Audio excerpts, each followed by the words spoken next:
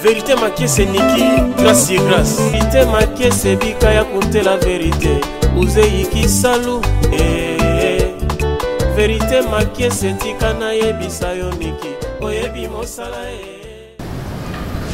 Voilà, bonjour et bon après-midi à tous les abonnés de VMarket TV et pourquoi pas à tous les abonnés de Saute Mouton TV. Et bon dia à vous à terre de bonoïté et zo dépendre na temps au bino de la interview Tanabiso et sans oublier shalom et shalom à tous les chrétiens du monde et bateau nyonso tolingaka. Seigneur Jésus-Christ est notre Seigneur et Sauveur. Nakati ya bafi na biso mbote nanga lisusu wanezalaka sans oublier na batata nanga nyonso ya mboka ndenge nalobaka mama vérité mwana ya batata nyonso ya mboka mbote nanga na prophète maréchal Mies Antonio instrument de guerre mbote nanga epa ya Achintingi Patricio docteur Deka Salomé et pourquoi pas notre papa apôtre Koulé Louké Batang na sotanga bakombwana na zomona IEPPDA. Vraiment mbote à tous les fans de Maman Vérité Maquée, c'est votre humble présentatrice Vérité Maquée, c'est Niki, la polyvalente 4 fois maman, par sans raison, Dieu n'a pas tort. Soka bantolo balobaka ebele copine yango abete kalitungulu na wenzete copine za caméra na micro. Vraiment lelo toza na émission na biso ya 100% bonzambe na bosanité babone nyonso vraiment ba grosse salutation. Même 10 000 fois répété na bandela ka po binonde ba apoyo ya VMarket TV pe ya Saute Mouton TV. Toza na émission na biso lelo to kotina mabele ya sapo. Na yeli sous pas ya moko kati na bampaka ya lingomba na benga bango bakopa suka mbonga ya mboka ndenge la sere Marie Misamu abenga bango pe à son âme vraiment batata obanzulu ki sama bolongo bakota na système généalogie pour invoquer l'éternel Dieu des armées tant yozola la pongi tata wana zola la te azo intercéder pour que vinayo est percé vraiment lelo naza na église ya cité Bethel Sapou, oye Kambami et pas notre papa, le pasteur Alfred Makwala Moisej. Tokoye baza pasteur, apôtre, évangéliste, docteur Azanani. Na plateau ya VMarket TV, vraiment toko découvrir. Thème na biso tozo partager les lots des zéro à l'héroïne. Nayebi ke ekamusi mutu moko ekamusi fils ndondo papa fils ndondo église Peniel Wambu ekamusi Emmanuel Kololo. Vraiment na sima caméra Johnny Panzela biso caméra na présenté invité nanga ya après-midi ya lelo. Shalom papa. Shalom maman. Ah papa. Maquée c'est vérité. Vraiment. Merci beaucoup. Toujours présente. Vraiment na lobby belé pour nazaki na choix senga ina s'exprimer na présentation ngai bato bolira maman vérité maquée c'est beau sepela. Vraiment papa na sepeli komona yo. Merci beaucoup aussi.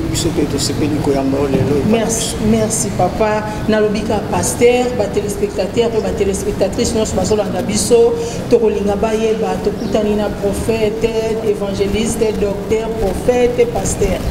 Non, tokutani lelo na mosali na Nzambe, na ministère, na vocation nazali pasteur.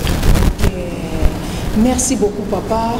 Avant d'introduire l'émission Nabiso, awa tolobi eza 100% bonzambe, to pesi ata 1% na mututé à Jésus-Christ à sa Seigneur. Amen. Awa l'émission tolobi c'est Jésus-Christ qui gagne. Avant que tu introduire émission Nabiso, papa na moni badorateur, adoratrice bazawana, to kolinga ba mema biso na présence en Nzambe et bongo to kokota na kati ya masolo Nabiso.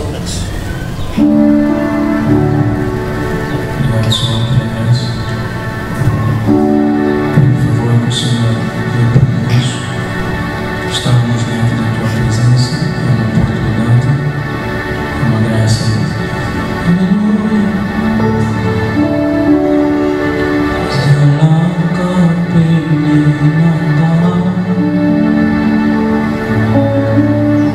Teu suor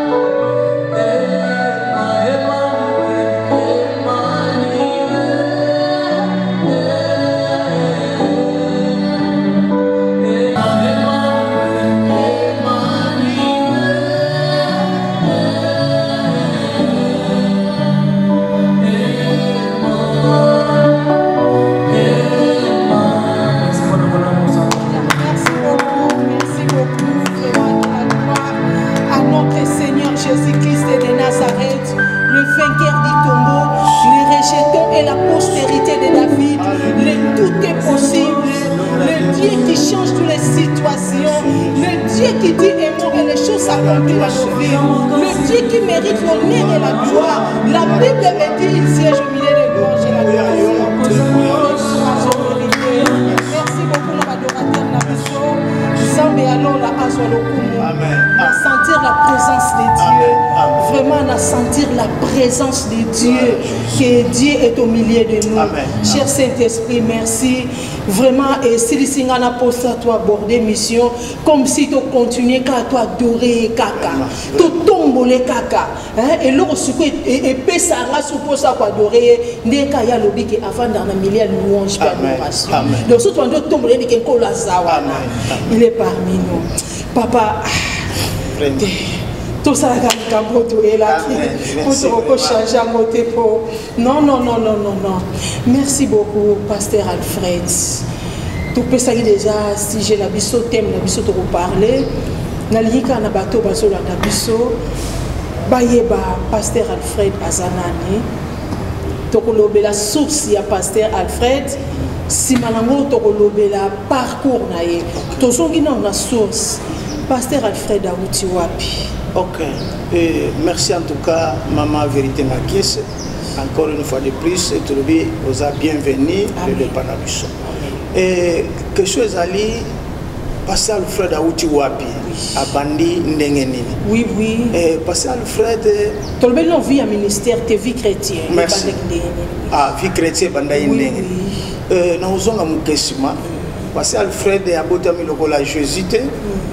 Mais abotami lokola bana nyonso et na famille oyo eza famille chrétienne et eza ki famille protestante et vraiment Maman Vérité Makies kokola na ngai déjà ibandai ko promettre que na oza musali na nzambe et parce que na koli mwana oyo a souffrir penza ba parents na yete et via réalité tellement mes parents bazalaki ba protestante na kati influence wana nazaki choriste nazaki na âge ba 8 ans et pendant que nazaki choriste l'église ni na protestant à l'époque là na Kinshasa. OK.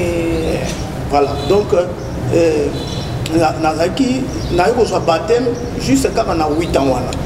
Mais après, quand on a commis un âge il y a 12 ans, 13 ans, on a en école maintenant, il y a catholique, na Saint-Jean-Baptiste na Bungu, bato ba Holanda biso ba yebi Saint-Jean-Baptiste na kati Bungu, na Avenue Révolution.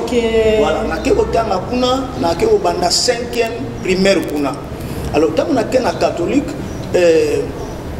na catholique ezalaki à l'époque soko moi nazo tanga kuna il faut directement akomape osambela kuna parce que toi là qui na messe moko ya ba élève chaque temps avant beaucoup ta classe. Alors on a quatre influences où on a peu mais ma kinga ipe que vraiment na c'est la peine catholique tellement nazaki déjà moi na ko ya bande ko promettre déjà na makambo nzambe et na catholique peu na kota ki na bewana ko kota ba messe et en plus na ko quitter ba parents na protestant. Voilà ce qu'on a pensé que vous allez sango. Bon voilà vraiment c'est ça. Donc on a pensé dans on a zona ba sango bazola ta ba mpoela wana ba sérieuxité wana ya boboto bondeko. Na c'est décidé ki na bisi maman ngai en tout cas na za sango. Naza sango et puis attitude nanga ezalaki ya batu malamu ya batu bakozala vraiment musali na nzambe. OK. Donc parcours nanga bandaki wana tant na kena catholique na yeko siko baptême ya mibale kuna na catholique. Donc auto bengaka na Kinshasa okuli première communion deuxième communion parce que influence wana la tenga makasi. C'est ça wana na âge ni déjà. Wana déjà na ba âge ba 13 ans. Âge de 13 ans, 14 ans. Dans on a baptême, première communion, deuxième communion, tellement bien c'est le cas de ma classe, il peut visualiser ça qui est comme un sango, n'a comme acolyte servant. Donc ça dit, nous surtout on a marqué ça qui est catholique, mais c'était déjà manière de servir les âmes. Donc vocation on a déjà la bande de chanter. Et après catholique, au bout il y a tant encore.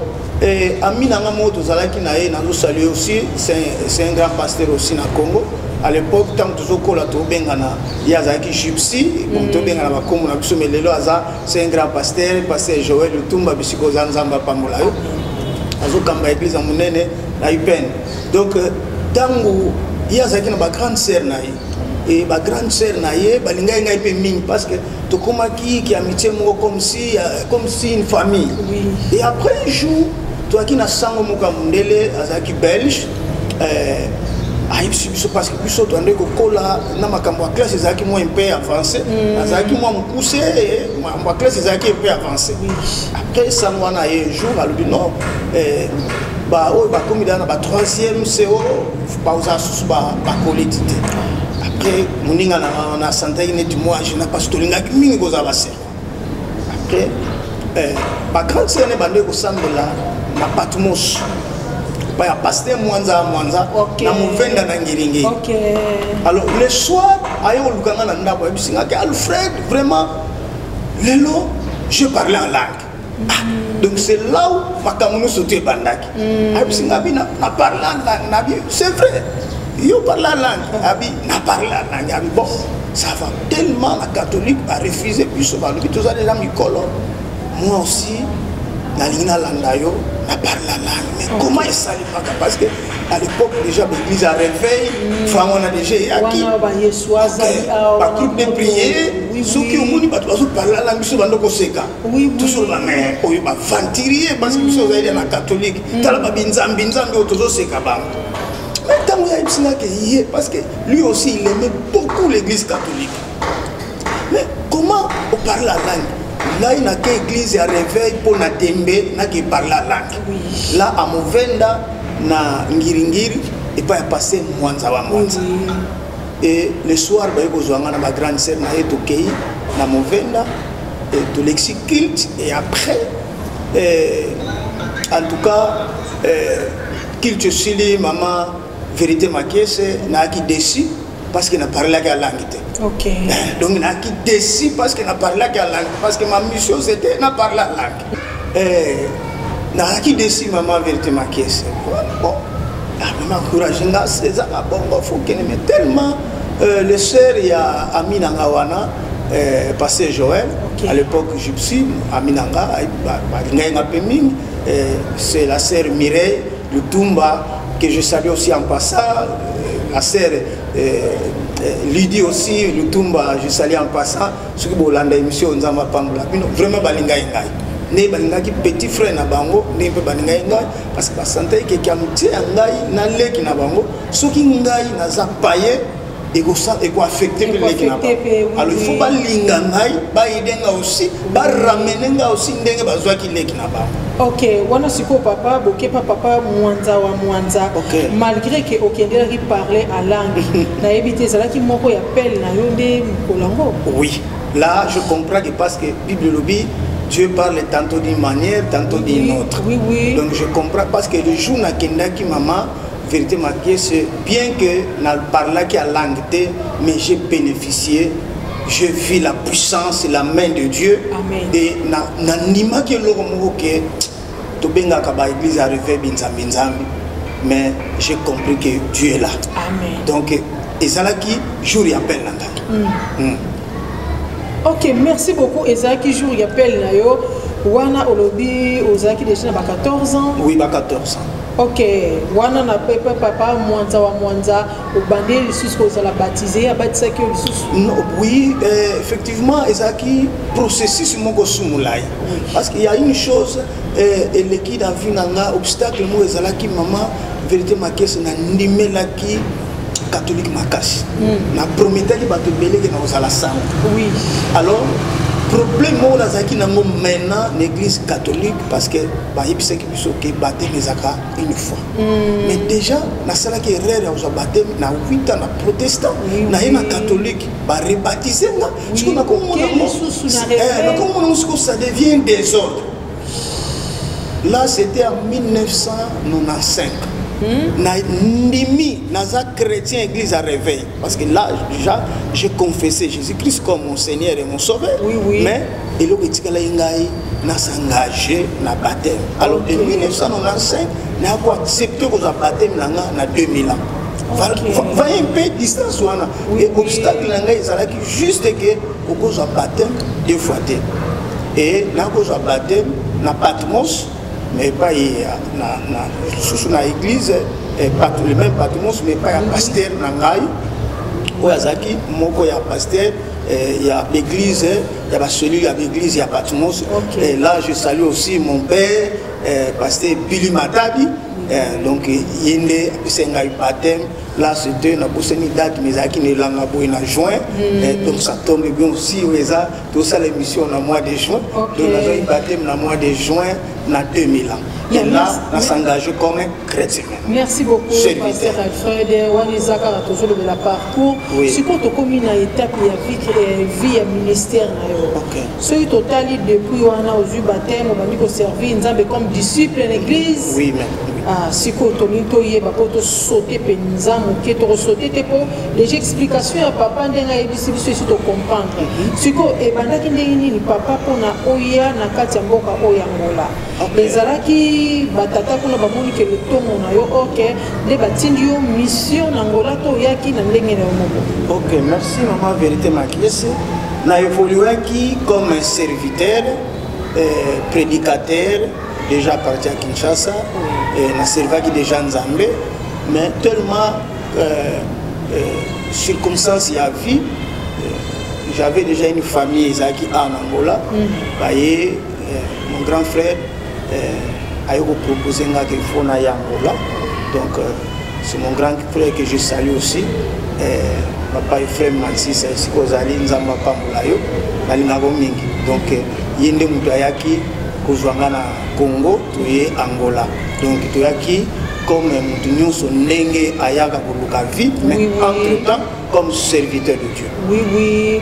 Papa, c'est quoi tu as un moment où traverser qui la vie chrétienne, puis la vie à ministère, la difficulté ni au bout. Oui, ça y est, pendant la période où on se retrouve le lobby, et l'eau n'est qu'au sein de la nzela. Ok, na cause na mukensima, on a vérité marqué c'est na 95 tango na yambi parce que tango na kindeki na Patmos il a passé Mwanza. Et là j'ai reçu Jésus-Christ comme Seigneur et Sauveur. Et nazaki déjà serviteur non baptisé parce qu'il y avait un obstacle dans le campus mais déjà nous avons fermissement, nous avons déjà formé, nous avons déjà accompagné côté à la Wenze, donc je le faisais tout ça. Sauf que Baté nous avons éviter pour nous garder quand nous avons Baté besoin une seule fois. Ok. Alors difficulté dans les acquis, il y a le bosso et ça veut dire que tant que na bongo mutema wana na musique makasi. Ok. Musique à Mukili, ne to bengaka musique mondaine ou profane. Donc na ngaki makasi. Ça fait part aussi à témoignage na ngana o témoigner. Donc juste ngana o bongo la nazo kene na Patmos Isaki album moko on dirait à Kofi, si je ne me trompe pas, il y a Ultimatum, je crois. Ok, on est à 95, 96. Voilà. Donc, Bimaki Sika. Et album, on est frappé ma casse. Oui, oui. L'album, ma casse. Alors, tout au long, il y a parcours, il y a vie chrétienne. Musique a confiné mon aligné ma casse pour c'est un mingi. Ok. Il a dit qu'il y a mon facilement. Ok. Donc il a demandé que yo quand même une hypocrisie parce que on a que la chrétien mais quelque part nango dans l'époque où c'est la cassette ouais mais nango komango frère Denis Ngone na kati wa mona yebi. Kama na yebi de moi déjà il y a hypocrisie dans ça qui na moya kwa. Vraiment.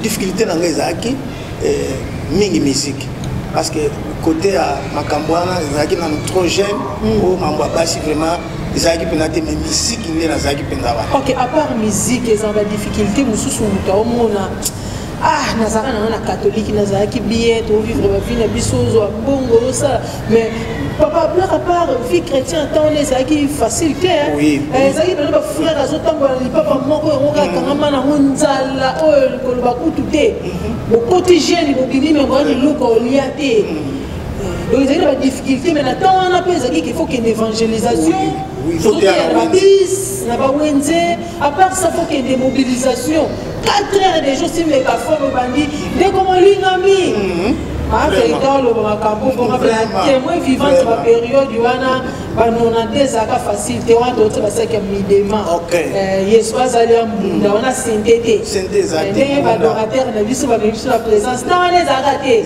to mata na mbunda nzembo moko sujet moko beti nango 3 heures du temps au pays difficulté zaka nini temps sous kolia mbongo musala bezalaka te mais ondimi quand yamba yesu on a évité yo kenda na on a bayere to kenda na on a difficulté bon maman vérité marqué c'est ba témoignage des ébélés parce que au toucher l'homme ngolobi vie chrétienne à l'époque n'a le différence des amakas oui et je crois la difficulté c'est qui m'acasse et puis à l'époque ceux qui ont une vocation, une appel, tout ça est l'ensemble. Oui. Parce que ça est l'ensemble à l'époque, c'est très difficile. Donc il y a beaucoup de témoignages à témoigner. Et puis maman vérité ma caisse il y a des fois ceux qui m'ont aidé au thé à Osaka na yo à Kologa na yo ya lingi na yebite pas une no wuti na nzambe na yo. Voilà. A éviter pas une no wuti na nzambe na yo. Oui oui. Nous avons souffert maman ya Osaka na te. Ngai na kenda d'évangélisation. Bachenga lokola mokambi ya intercession. Maman na keiko na la visite ya bana na ngai na lati la gomme sapata o lati zate vraiment et la gomme wana tango na zo tambola na comité ici na oke visiter mutu la gomme katari oh là là na bandi ko penser puis mutu na ke là ce n'est pas un garçon mais c'est une fille na bandi ko penser na nzambe na sala ndengeni pona koma wana et puis la gomme est assikate maman quand on a lati na mama pantalon ya soin moi chemise à soin mais na luki sapato on lati zate abimbo c'est mieux na pata na sima la gomme na lati ni papa na la gomme maman ekata ni penanzela oh là là et na salé fort na luki moi fille na kotisiango nazaki na besoin. Ce jour-là, on a visité au moins plus de 5 personnes, mais on a souffert pas assez loin. Parce que nous avons regretté déjà que le problème dans la Sama Kolo et que nous avons musikate. Donc, il y avait beaucoup de difficultés. Il y a des fois aussi, il y avait aussi le temps, on a 95, on a 95, on a 96, donc c'était déjà fait au 1994, on a déjà beaucoup de pillage, de marche, et Kinshasa aussi, disons à l'époque, Zaïre, et comment aussi la difficulté moko. Mais papa, malgré qu'il y ait un moment, il y a un pillage, il y a une ligne, il y a une difficulté. Non, mais moi, conception, dans la salle, dans la période où on a tout le monde, la famille riche. Maintenant, il y a un billet sur le coup, maman a brisement, le moment où tu as ça, tout le monde. Donc, on peut maintenant que au petit calion moko, on peut le couta, na yo sala na yo. Période où on est à Kabongo. Apôtre Timothée Mbenza, Ayebi Makambo, on a le vainqueur et pas Airos, Ayebi Makambo, Nazoloba, et puis Docteur Noé, président pour la Sapou, Ayebi Makambo, on a le Bako, on a Bazaba Lene, Nabiso, Namasolo, Ayebi Makambo, Nazoloba. Papa, c'est quoi? Na lingi toujours maintenant nous manquons de Masolo au côté. Na point auto soulevé et ezala ki belé mais na tawana huna mutaza zele kana kusalanza OK siko papa na période on est opposé à qui gère malgré nyonso wana et ça qui on est pour continuer tilelo bien otika kana na ndenge zale kenzela mulai na kwa ina hana tiki alobi na rozonga lisusu oui maman vérité ma caisse nemozoroba ezaki aussi peu facilité donc il y avait les montagnes il y avait aussi les bas OK donc de 95 à 2000 ans, vraiment ils ont une facilité. Kita mata. Parce que ils ont tamoko, nous sommes dans la difficulté, il y a des familles, il y a des difficultés, il y a des pillage, il y a des kufaki, tondimela kinzambewana. Même Itoli était au Kenya. Vraiment. À l'époque, maman de Osala Moussala Nzambe, aux attentes que le pasteur a pu se mailler, a pu se garder. Oh, banane! Toi qui nous sika ya pasteur. Il est en route des athées. On a beaucoup 4 heures, parce que comme on a mais yo ke wapi yo ya okufo ke. C'est loin nando ebate zo uta wapi. Donc etabu okei na église, okei ko vendre pas, okei ko vendre no ka na église. Ok, la période où tout le monde a dit qu'on va à l'église. Va passer à Jésus, tel pasteur de ma frère. Maman, vérité, exact que c'est la bilo kokolia. Permanence, c'est l'embraté. Permanence, c'est ça qui a mis des mains. Et en plus, maman, vérité, ma caisse, oyebi, ni nous sous encore. À l'époque, bis aux abagènes, ceux qui va yoki comme na église à réveil, batunyo subando sekayo. Oui, oui. Ngai na sala inane na même Bible ko été.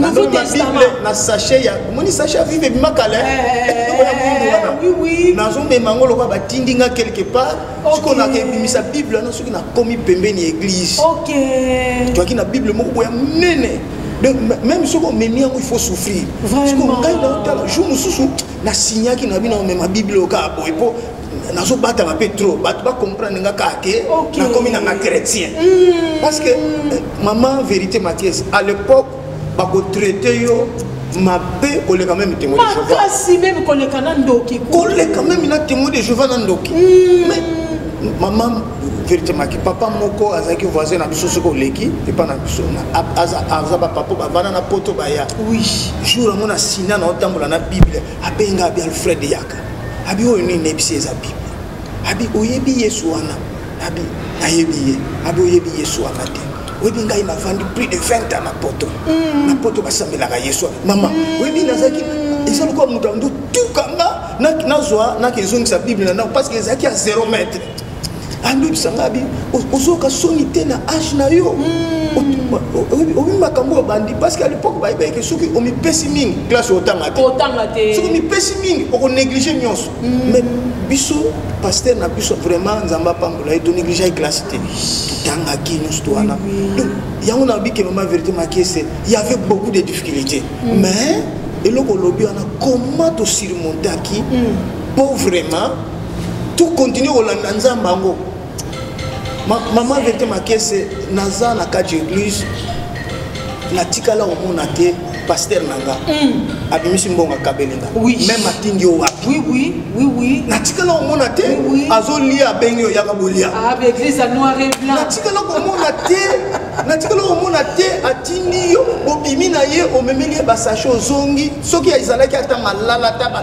tondolo ya pambo azwa tondolo apesa yo apesa ote et puis non yo ka mutema pasité ba téléphone ezalaki te soki atindi yo abike na besoin Alfred Ayamba OK lisusu mbangu ne ba para bazo sabi ba passer on ba zaka na kisi tela ne ba komisa ba mama ezai kisi te j'ai compris que nzambe ya tango wana azaki différent na sikoyo.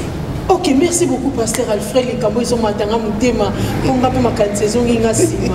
Surtout, différence ni nos hommes na lelo.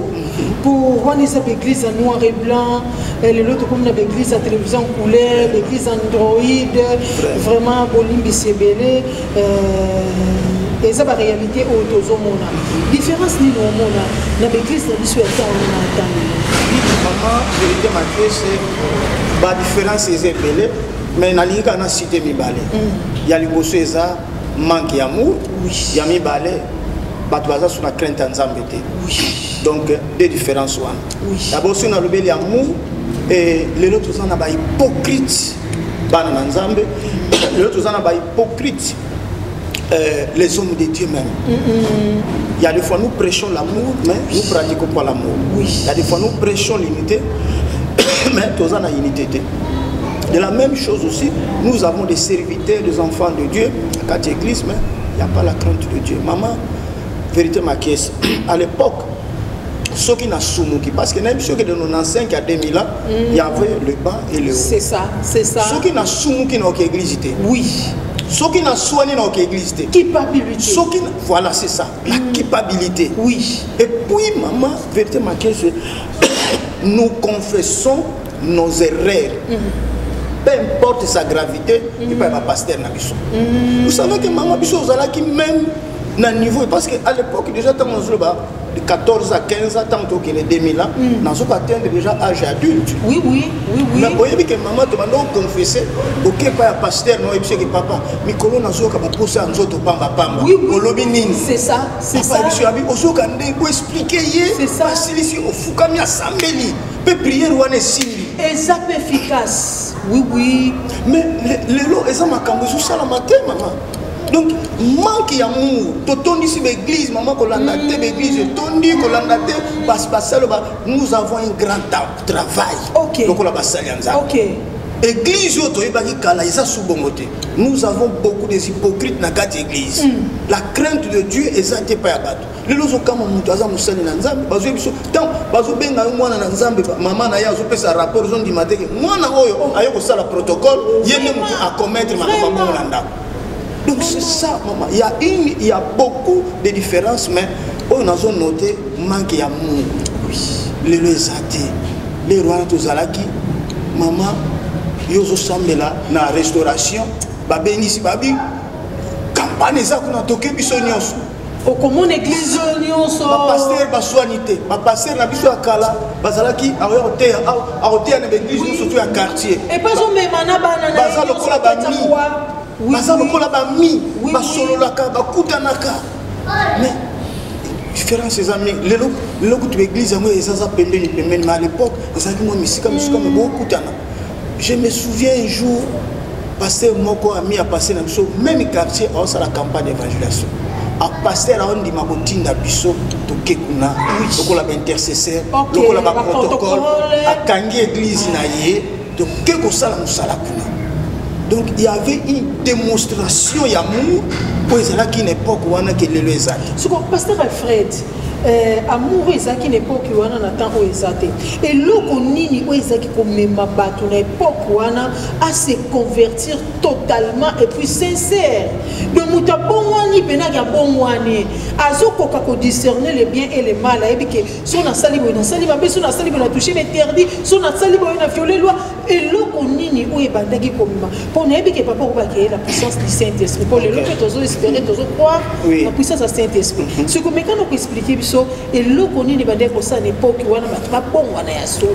Ok, merci. Parole on yango kaka Bible yango kaka to. Une bonne question maman et go sunga batu mingi lelo na kata musala nzambe. Oui. Et là on a noté place wana eza ebele mais parce qu'il y avait une véritable repentance et une véritable conversion. Parce que tant qu'on dit véritable repentance c'est anime. Repentance c'est ça regret ya makambo na bande ko sala et na une décision na conversion que na Olanda Yesu na ozonga sosimate. Amen. Alors lelo est différent maman parce que nous plairons. Oui, à l'époque, tu as film à Jésus dans la balabala. Oui, dans la panneau. Voilà. Oui, que tu as Jésus, comment tu as dit que tu as dit que tu as dit maman mi bimba route ba on ça la matin ba Jésus. Nous la Jésus a déjà kala ma vérité. Mais biso to le Jésus na biso ba Jésus. Vraiment. Ba kambouani ba no sala biso que non. Au salut repentance ya solo aux décision na conversion c'est-à-dire na bongwani na suite décision qui n'a quoi avancer dans zonga simate et puis regret wana les lois pas regretter comment mutu azaki na vie mo boye mais il se sent rien parce que voilà pourquoi au moins les lois témoignage est diminué l'église parce qu'à l'époque tu vas témoigner ndayo bomoni na zaki ndoki ndayo bomoni na zaki caractère mabé ndayo bomoni na bande ko tinda maté c'est ça témoignage ya pamba za la quitté ndo leka ndayo bomona na zaki teti na tinda magaté donc ça dit parce qu'il y avait un grand changement dans la vie à Batou et ça là qui se tali Alfred oyo yebaki na oyo après pour recevoir Christ, il y avait un changement. Et puis changement, il y a des sabbats, on a peine à bon moment. Et puis on dit d'abord on va bien mon frère, on va bien mon sœur, tati comme on bien mon sœur, frère qui gandi. Frère, yo comment frère. Ce qu'on est kasi comme frère, on m'a dit comment on l'a maman. Même il tenait na biso. Même il tenait na biso bande o laxake a comme frère. À sa frère. On a tenté comme ko lat. Même il sert va reconnaître a comme sœur. A comme sœur en Christ. Ce qu'on l'a dit mabe, ne ba ko belle la sœur en Christ. La sœur en Christ n'est pas là, c'est ça. Mais ce qu'on l'a dit bien, sœur en Christ, frère en Christ. Donc il y avait un grand changement au monde où ils qui visible. Donc où ils étaient les lots, où ils ont le moment changement ils visible. Tout ça, l'œuvre du Saint-Esprit était là, mais le lot bateau, pas partiel. Donc ça dit à hauteur en amokil. Et puis science et diminuer encore foi. Oui. Au moni bateau commis donc plus que philosophe. Elokoyo akamanzambe za boyete moko foza la boye ba le rwana makambo ebele et banangite mais lelo babilo ke belé oyo ye et sali que l'œuvre du Saint-Esprit là mais parce que les hommes et les femmes bandé ko sala une véritable repentance et conversion. OK, merci beaucoup nos téléspectateurs nos bolanda biso vraiment pour consommer biso masolo ko ezaka bien koyoka ngo ezosala bien ezosala nga moko pe bien ezosala pe yozolanda biso bien makasi. Pasteur Alfred balobi makambo turuto solo la lelo soki église nzambe komi malili d'autre part les appelino basali na nzambe. Tokokoma wana ya mibale balobi trop de théologie pe epebisi makambo ebele na kati église. Et comme pasteur aux autres, pourtant bato ba une église za bato mususu ba les cas formation te ayebi vie chrétienne te ayebi maramanzambe te azana na étape alia poto. Mais na kati église ba bozo pesa kwanga na mutu nyonso obandi na ba message moko grec et lobi boy épiscologique ce qui est comme aussi personne ndeli bolobaka. O biso na hébreu to lobi boy babiloko wana. Soko mwana aye nouvelle naissance. Azana posa ya encadrement moko nde biso tozalaka tobandi na ba formation première école deuxième école ozwi pe to leki okiti ozonge tikali tozo kende ti okoma disciple to sangini ba école to badola mais basali na nzambe lelo bwana temps wana te pa ba disciple ezakaka alléluia mais Matthieu lobi boye donc on pèse un message moko tant que eza solidité et pas nouveau naissance. Trop de grec, trop d'hébreu, aujourd'hui on peut sa nourriture ou n'est pas nan. Théologie ça m'a été connaissance ou n'est pas malam, mais il y a pas tant d'européens ça pour peut sa nan. D'autre part, les apébino mo basal n'ensemble. Oui, nakolo ba na question na maman vérité marqué c'est oui. Bisope basal n'ensemble il y a lelo surtout, tous en a base pays il y a destruction. Il y a croissance, il y a banana nzambe. Parce que to bungi disons encore procédure nenge bande ko tambola. C'est ça. Je crois aux ana moi ba souvenir wana. C'est ça. Il y a ba époque wana parce que yo posa mutu alelote. Oui. OK. Oui. Donc to bungi moi mutu procédure. Mais maman ngai na ministère nanga na garda quand même procédure. OK. Parce que tous en a compte à rendre pas une ensemble maman. Église ezali orchestre mon côté. Église ezali réunion à musique à famille mon côté. Mais église ce qui nous a comme berger après son ministère c'est une grande responsabilité. Amen. Oyo lobby au rendre compte nango basel nzambe to bosanate. Amen. Voilà pourquoi tant aux autres appels il faut y bien aux yeux appel ya nzambe to appel ya muntu. Entre parenthèses, maman a koloba na kata makambo. Vous savez même tant que je m'appelle ngana zaka na souci mingi. J'ai eu aussi des occasions même moi un peu petit déplacement quelque part mais vous savez makambo belé kanganga ceux qui n'ont pas la peuple ensemble. Parce que nga na ministère nanga na vocation nanga lokwa musali na nzambe tant que pasteur na talaka na famille nanga te je vois aussi l'église. Parce que maman le mingi toza ko s'aventurer na mama nzambe obandi église moko papa kangisi mbongo na yo wana ke no poto. To former pe ba disciple église voilà. On a tika ngo pa masa moko na bengi na kini na bengi masa moko ya tika na ngo yoke. C'est donc ce qui aux en appelle il faut réfléchir bien. Réfléchir bien. Alors, on comprend que le lot de la base, nous sommes en train de pour l'ambition. Et ceux qui ont ambition, ils ont formé bangote logote lokola oya sala na mai oya teka na kikolo oya zala na mbongo na ye apusie pembeni boyo zala mukambe ba papa yo landaka ngana sima mukambe ba mama yo voilà yo landaka ngana na sima donc ça dit aza kokamba église na ba base oya intérêt ya nzambe te mais plus que na ba intérêt na ye est-ce que église wana lobby et qu'on continue. Et ça m'a beaucoup. C'est ça. Alors, Babiloko lobby nous surtout na ba théologie. Au bengi si école moko ye l'église. Nzambe akobenga musali na nzambe moko te sans qu'apese quelque chose. C'est ça. Maman vérité makie c'est na kati église Bethel Sapu awa premier professeur ezangai moko. Parce que na yebike nzamba apesa ngai portion moko il faut na pesa bana wa. Oui. Alors nako directement ngai awa soki mwana oke école moko na yebite na tio pembeni. C'est ça. Et puis mingi pe babima l'église à cause ba erreur wana. Oye na bandi ko école moko boye na lande lango ça na comprendre que ba oyo baza ba fils ya rebelle rébellion parce que akeko se préparer pour le gars au bétail c'est ça to kuté na makambo na mi alors suko ina makambo parce que awa il faut melanga oui parce que awa na yebi ke nzamba benginga pesinge loko moko. Même dans la Bible le dit que Josué était serviteur de Moïse. C'est ça. Donc c'était Moïse qui a préparé Josué. Alors, yo moko zala professeur ya bana, kende na ba procédure nyos to banda. To bandi na ba dispola, toujours ba fermissement, to bandi première leçon, oui. Toujours ba 4 lois spirituelles. Maman, 4 lois spirituelles c'est un enseignement qu'on négligeait.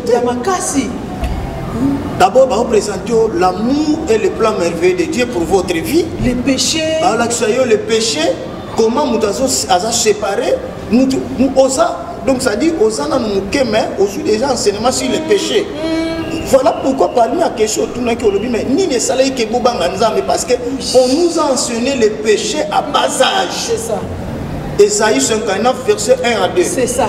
Bible lobi o ezo kabola bino na nzambe eza mabe eza masuna papa maman vérité to melaki biloko wana.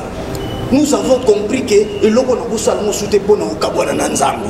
Et puis soki na kabwana na nzambe na kabwana ko leka na papa na ngai. Donc c'est ça.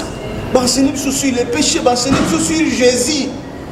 Babi que troisième loi sur les 4 lois spirituelles, Jésus-Christ a une solution pour les péchés. Et nous avons compris que même in a fingaka, même in a bomba, même in a longola zemi, même in a salamabe, le monde a une solution à l'ikamunango yo et ça Jésus. Donc directement fonandi melai. Et quatrième loi, parce que Jésus-Christ est le seul et nous devons accepter Jésus-Christ comme notre Seigneur et Sauveur pour notre salut. Après tout bandi, donc tu l'équipe n'a plus qu'on a toujours baptême, après toujours formation baptême, tu l'équipe n'a baptême, après baptême, tu peux continuer formation. Il y a affermissement, l'assurance du salut, le pardon, la méditation, la prière, la croissance, voilà tout ça. Le Saint-Esprit qui est le Saint-Esprit, le nom moment quand en église de prophétie, ils prophétiser, ils ne savent pas. Le Saint-Esprit c'est qui? Il y a même des hommes de Dieu, même mais ils ne savent pas les dons du Saint-Esprit. Ils critiquer prophétie, non. Même la Bible dit que prophétie est la première, mais il faut l'examiner. Ok, merci beaucoup papa. Merci. Tellement on va faire na kotika timana. Tout ça je vais te consommer biso. Makamba lo beza et belé que na biso presque na fait to chité pour soto lander les sujets au et bimisa marambe belé la kati. Tolala olobi tolala olobi tolala tolala lisusu. Toi na choité. Merci beaucoup na batunyo so bozo landa biso na yebi ke tozo kita sko malé malé le poto ke kochité papa na moni lisolo eza kitoko mingi. OK. Lisolo osozo beta on vous appelle ba rigima époque wana yango moni ke musala nza bazo expliquer yo pozo zonga dans le temps passé vraiment temps na kuya ndeto wana. Kuya. Verdade kuya. Merci beaucoup papa Canadien to pe misao pe na to pe satan na badorateur na biso eza na question mususu siko to komi na époque ya Android papa ministère na yo na Angola eza ka question asuka pour to lobby de GBL oyebisa biso ka ministère na Angola Bethel et banda Angola mbala moko paraître na kati ya Bethel. Ok, merci. Na bandai ko fréquenté Bethel de Kinshasa, mais nazaki parmi les effectifs ya Bethel. Alors Bethel est église est formée par mingi na prière parce que à l'époque la prière à Radio Sentinelle, na ba pourquoi na 20h yo za muta muta tango ani ozoma eta mutobeta masolo ngo ezo zonga pala moko. Donc eza église format qui Bethel azaki na ba fidèle belé mais on bazaki même pas effectif. Oui. Pour tout sembler na bango c'est là na ba papa Jean Tanfumu papa Jean Sibapé mais parce que belé wana. Musu ça n'est pas effectif ya Bethel. Voilà. Mais prière wana kaka ya sentinelle banda. Prière wana ya sentinelle. Et en plus tant d'activité bani na Bethel. Donc oyoki soki activité moko eza occupé Hollanda. Oui. Via chaudière wana ya ba prière Hollanda na donc. Donc mais nazala effectivité à Bethel na ju baptême na Patmos c'est pas à passer Mwanza na bandi la formation na ngai liboso loko la serviteur na Patmos et pas à passer Mwanza mais na évolué plus que et pas à mwana na ye passer Billy Matadi na Bungu. OK. Ndé sika na évolué après koya na Angola. Alors comme on a commis en Angola tellement na bandaki déjà convié l'église cité Bethel donc on a commis en Angola naibisaki nzambe ke na okesambela na Bethel parce que bazaki na mami o bazaki déjà osambela na Bethel tant na komi na kesambela na Bethel et c'est là où tellement na zaki serviteur mais na bandi ko évoluer jusqu'à ce que na bandi ministère bimino pega na Bethel. Oui. OK, merci beaucoup. Cité Bethel international et ça partout dans le monde, nazi, na Océanie, Afrique, Europe, Amérique. Cité Bethel et ça partout. Vraiment merci beaucoup papa pour tout comme na sujet na biso ya suka autre lobela ngoka mukie opé manana moi mukie pour na lobisio tellement ebele mukola lelo torope se sika na badorateur na biso ba mema biso na mwanzembo pousser kaka tokota lisusu na présence ya Nzambe potoza na 100% bon Nzambe. Merci.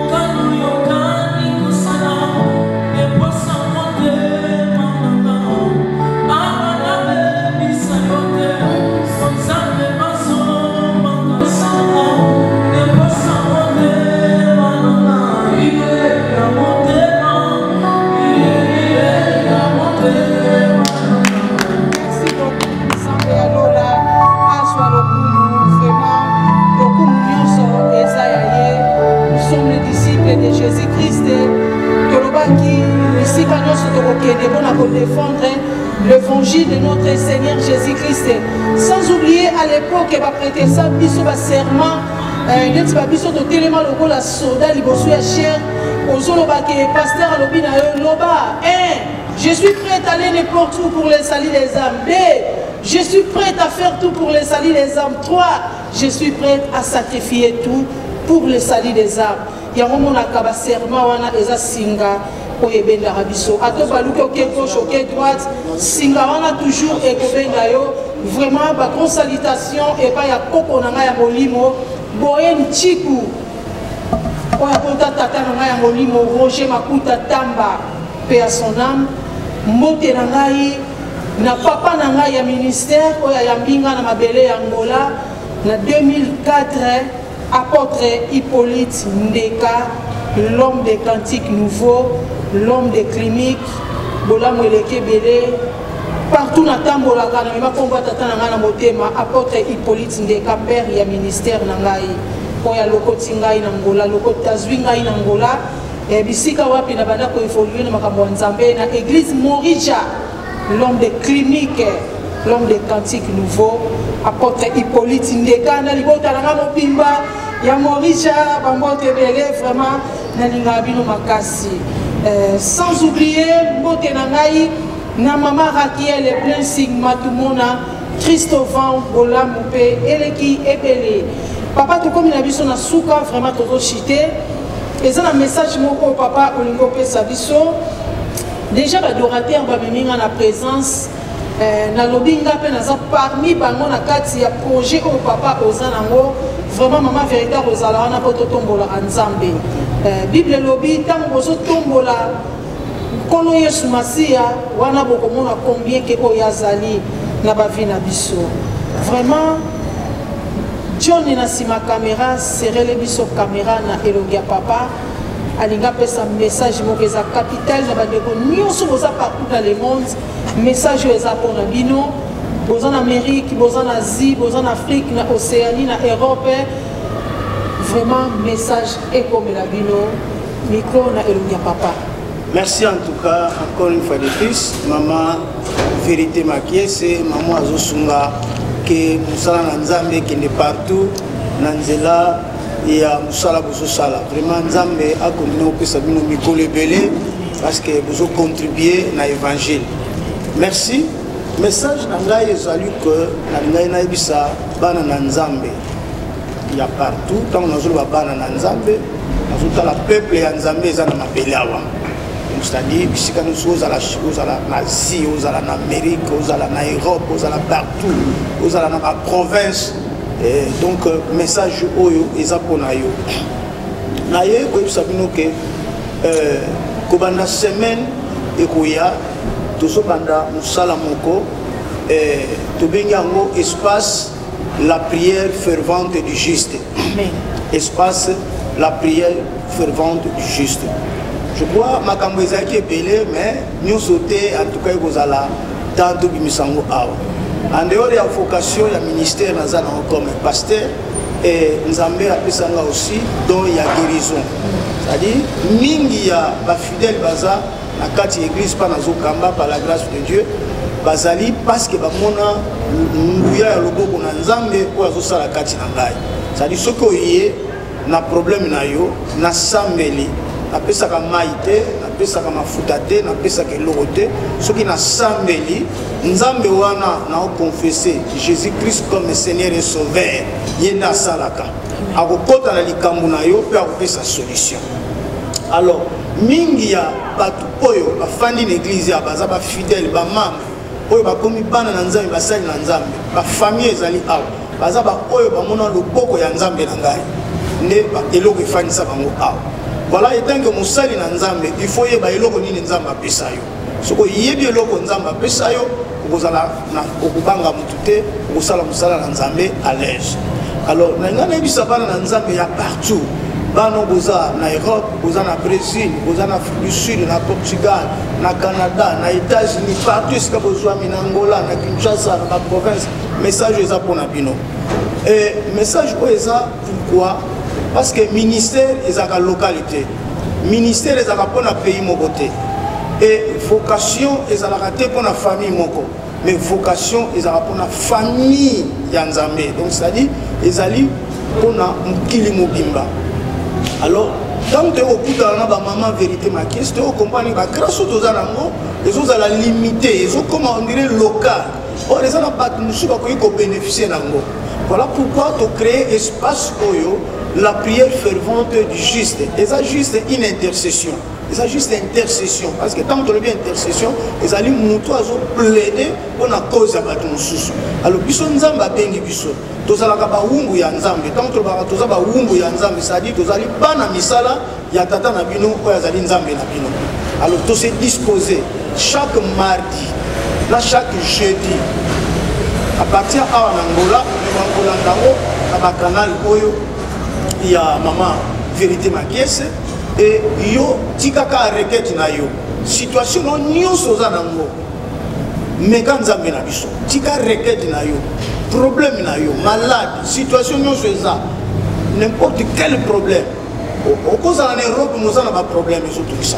Au cause d'un problème spirituel, au cause d'un problème santé, au cause d'un problème document, au cause d'un problème familial, au cause en Afrique partout, au cause d'un problème musala, au cause d'un problème akobala, nous avons prière et puis ça gagne prière et puis ça gagne. Alors message est pour nous. Numéro à WhatsApp papa. Numéro oui merci. Numéro à WhatsApp est ali 923, donc code plus 244 923 72 90 89. La bande plus code plus 244 923 72 90 89. Et ceux qui peuvent vous sur Facebook, au monde abisso, on a izangamu, on a ilonginangai, na zakuna obetikaka Alfred Moïse, na portugais de Moïse. Alfred Moïse Alfred donc ils ont Alfred Moïse Alfred ce que petit kuna tika requête na yo to tiki requête na yo na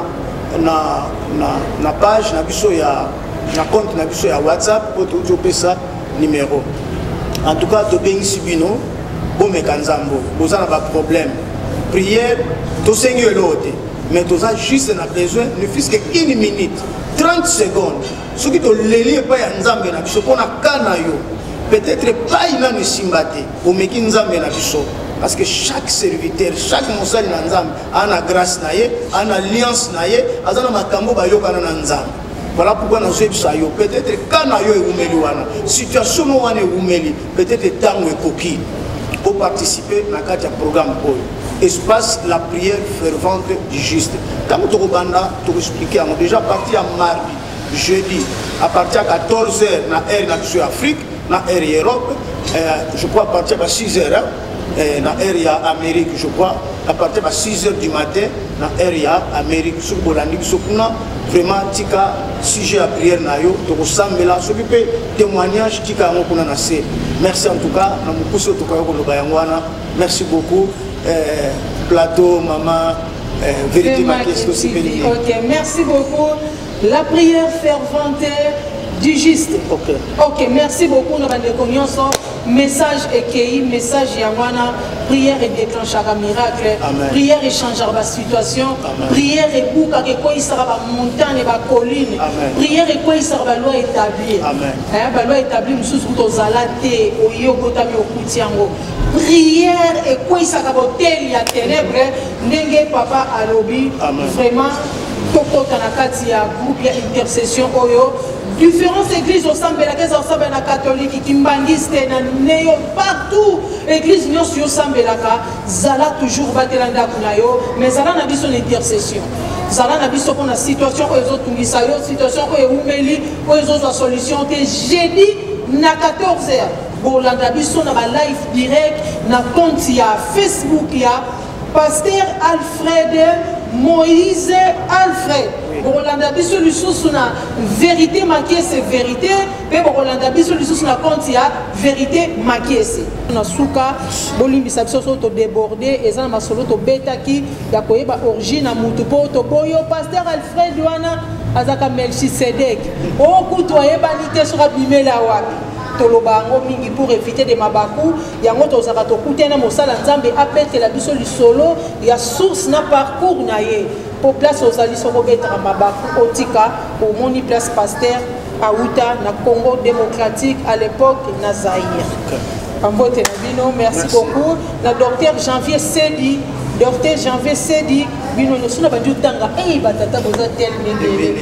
Vraiment na monito suki kakawa, nzambe alola apambola biso nyonso na ebité papa. Le mois dédicace dédié ka Yesu. Bon, na dédié d'abord nzambe Yesu Masio na ndimela lokola mokonzi pe mobiksi. Amen. Parce que na zuta ngo témoigner makambo ebelo asala pona ngate mais je crois tous en temps ebelo to témoigner nini sala ngana kanga mapena nzambe wana en tout cas ba dédicace na nga nzambe ana zwa lokumu ya mibale bana na nzambe nyoso to boyebinga partout boza nzambe na nga a visiter bino sika boza et précisément bana nyoso to ya betel sabu awa nzambe na nga apambola bino. Merci beaucoup, à suivre beaucoup pesa nzambe raison, Dieu n'a pas tort. Bye bye bye bye.